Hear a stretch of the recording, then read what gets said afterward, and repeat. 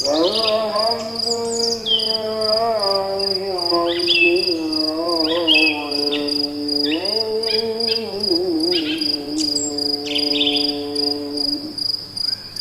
baik, karena judulnya Ramadan, maka kita cerita sedikit nanti tentang Ramadan. Jadi kondisi kita zaman sekarang teman-teman sekalian, kelihatan, terlalu banyaknya makanan-makanan yang bukan lagi makan, tapi food like substance. Dia itu sebenarnya substansi yang dikatakan makanan. Kalau Anda pengen makan protein, atau mungkin Anda pengen makan karbohidrat, ya jangan makan keripik dalam kemasan gitu kan. Makanlah apa? Ya buah, ada sayur gitu lah kurang lebih. Dan tubuh kita ini tidak bisa dikotak-kotakan. Jadi kalau ada orang tanya, dokter apa obat kolesterol? Pertanyaan ini aja sudah salah. Kok bisa? Tubuh kita tuh dibikin Allah satu bagian tuh berhubungan semua. Makanya kalau saya tanya, kalau saya ada orang tanya sama saya obat kolesterol apa? Saya kasih yang menang banyak, mau nggak? Mau. Apa itu? 8 plus 3 plus B. Apa itu 8? Puasa Senin Kamis 2 kali 4, 8. 3-nya puasa Aimul Bid, B-nya apa? Berbekam. Turun tuh kolesterol. Setuju nggak? Tapi susahnya orang lapar sebentar aja sudah ngomel, minta ampun. Asin sebentar makanan sudah ngomel. Kapan mau sehatnya kita? Ya. Apalagi yang terjadi apa? Banyak orang lebih memuaskan rasa daripada gizi dari makanan. Ya. Nah, ini masalah sebenarnya ya. Apalagi mungkin teman-teman saya cerita sedikit, kita dulu ingat ada satu proses ya. Proses di mana? Proses di alam namanya apa? Fotosintesis. Masih ingat? Fotosintesis itu menghasilkan apa? Ini nggak usah ingat juga nggak apa-apa lah. Nggak penting ini, ngapal Quran aja lebih bagus.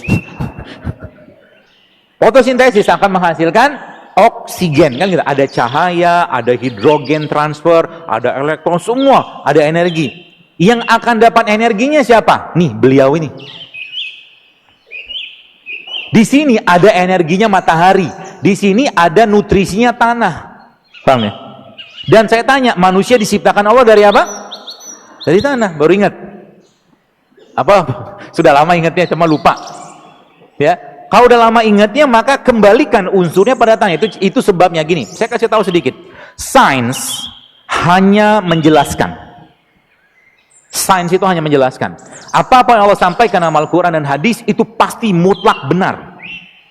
Sains hanya menjelaskan, bukan membuktikan. Kalau saya punya pemahaman gitu. Sebab kalau bahasanya kita sains itu membuktikan, nanti kalau nggak sesuai dengan Al-Quran dan hadis, siapa yang mau dipercaya? Gitu loh.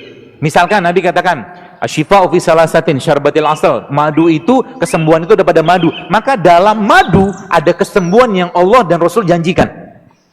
Mau bilang ada sains kek, mau ada sains kek, kami udah percaya bahwa madu itu ada kesembuhan. Makanya ketika lagi minum madu, jangan cuma sekedar minum. Minta dan tagih janji Allah dalam madu tadi gitu teman-teman. Paham ya? Dan ini kita sering lupa. Bahkan doanya kalau sakit-sakit, doanya diubah mulai sekarang. Ya, doanya kalau lagi sakit, doanya diubah. Nanti Allah kasih petunjuk. Doanya diubah gimana? Ya Allah, aku adalah produk ciptaanmu, ya Allah. Maka penyakit ini pun adalah berasal dari engkau, ya Allah. Maka aku telah menzolimi diriku selama ini, bla bla bla bla bla. Dan akhirnya kasih tahu di ujungnya nanti. Maka berikan aku petunjuk. Apa produk yang kau ciptakan di atas tanahmu yang bisa mengobati dan menyembuhkan penyakitku ini dengan mudah dan murah. Nanti Allah kasih petunjuk. Tiba-tiba ketemu daun ini, gitu ceritanya. Itu yang dibilangin pengobatan tradisional. Siapa yang duluan perasaan? Conventional medicine ini saya katakan, saya tidak anti sih, cuman kadang-kadang agak bingung aja. Barulah 100 tahun ini muncul. Dari zaman dulu bapak nenek moyang kita makan kunyit, makan temulawak, makan ini sehat-sehat aja tuh mereka. Betul nggak? Ya sekarang kita malah ketakutan, malah jauh dari begituan. Ya. Kemarin saya ada posting tentang kuaci. Kalau Anda lihat kuaci mana kuaci? Coba kuaci nggak? Banyak jualannya saya. Kenapa dibawa beginian? Biar ingat. Kayaknya ada kuaci, tapi bukan bahasanya kuaci. Ini kuaci.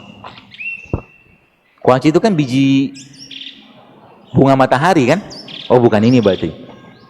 Salah. Ini dia. Nih. Kalau Anda yang baca di tulisan di IG tentang seed cycling, itu subhanallah luar biasa.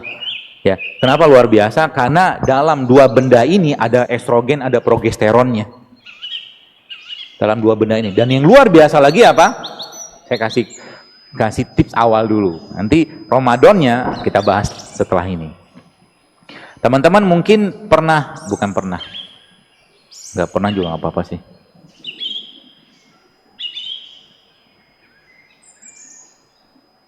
Nah, ini dia. Masalah kebanyakan orang yang sempat Anda baca kemarin tulisan saya tentang kulkas sama freezer. Tahu? Mati dia. Sentimen layar sama saya. Kulkas sama freezer. Freezer itu istilah saya untuk masalah hormon sebenarnya. Dan apa yang terjadi kalau Anda lihat gambar di depan, itu ada gambar ada kata pregnenolon. Pregnenolon itu apa? Apa sih dia? Dia sebenarnya master hormon. Jadi kalau seseorang itu mengasup itu, memakan itu, apa yang terjadi? Hormonnya akan reset. Ibarat kata laptop lagi masalah gitu kan. Anda tekan tombol startnya agak lama, maka dia akan restart ulang. Nah, begitu lagi. Dan itu ada pada apa coba? Ada yang tahu? Black cumin, habatus sauda. Belajar kan? Makanya habatus sauda yang kemarin beberapa teman-teman akhwat yang ikut kajian saya di daerah Gandaria itu saya kasih namanya titrasi menggunakan habatus sauda. Sekarang nggak usah lah. Nggak cukup waktunya. Ya, jadi titrasi menggunakan untuk apa? Untuk ngeriset hormon. Dan perempuan, saya harus katakan, masalahnya adalah muncul kalau seandainya wanita, kalau mensnya bermasalah, maka itu sudah gerbang untuk terjadinya masalah berikutnya.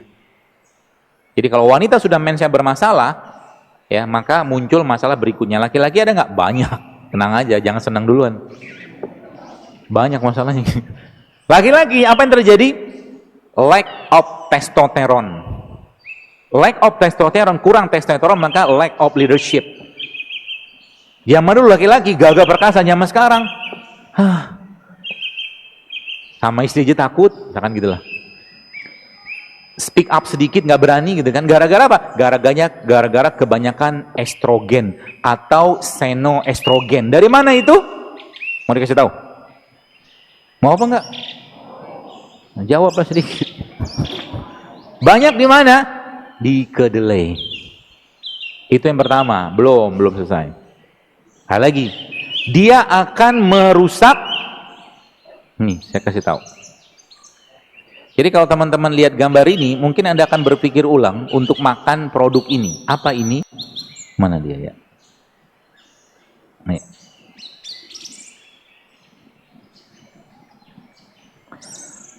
Ada satu penyakit sebenarnya yang sekarang ini banyak orang nggak sadar. Namanya apa? Leaky gut. Leaky gut itu, ini nggak dipelajari di dunia kedokteran ya. Nggak ada ceritanya. Leaky gut itu apa? Bahan atau bagian yang ada pada usus itu keluar masuk ke dalam pembuluh darah. Dan penyebab leaky gut itu jadi awalnya usus tuh pilih-pilihnya tight. Nah, itu ketat-ketat. Gara-gara bahan ini, apa yang terjadi kemudian? Rusak semua sistem yang ada pada usus dan bahkan mau kanker kek, mau autoimun kek bisa muncul gara-gara itu. Penyebabnya siapa? Tersangkanya ada dua. Satunya produk tepung. Satu lagi apa?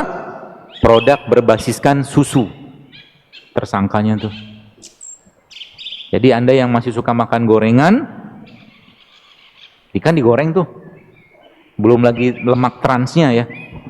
Maka siapin duit banyak-banyak untuk berobat. Serius. Sedihnya lagi ketika Ramadan, takjilnya gorengan.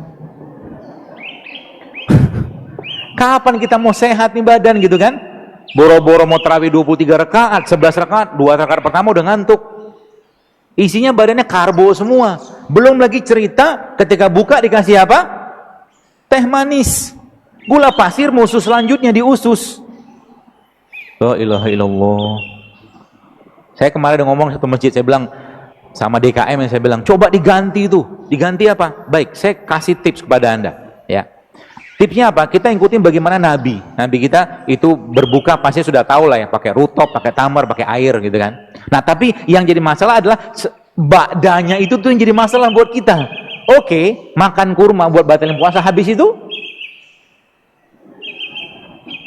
panjang ceritanya, tahu masuk, gorengan masuk, apalagi macam-macam lah masuk gitu kan. Lagi bersih-bersihnya tuh badan, kaget dia Bu, Pak. Ya kan? Akhirnya apa? Hari pertama Ramadan beratnya 50, hari terakhir 55. Sama aja bohong. Buktinya apa? Inflasi di Indonesia paling tinggi Ramadan. Betul? Kenapa bisa begitu? Karena orang lebih pusing dan lebih sibuk mikirin sahurnya pakai apa, bukanya pakai apa, tapi satu jus pun tak selesai hari itu. Bencana besar. Kenapa sahabat-sahabat senang datang Ramadan? Karena mereka nggak sibukkan lagi dengan makanan. Sibuk dengan apa? Quran, berbuat kebaikan. Itu aja isinya mereka. Sehingga nanti ketika berbuka, ambil kurma segala macam, sibuk lagi dengan sholat tarawih kan sampai malam selesai.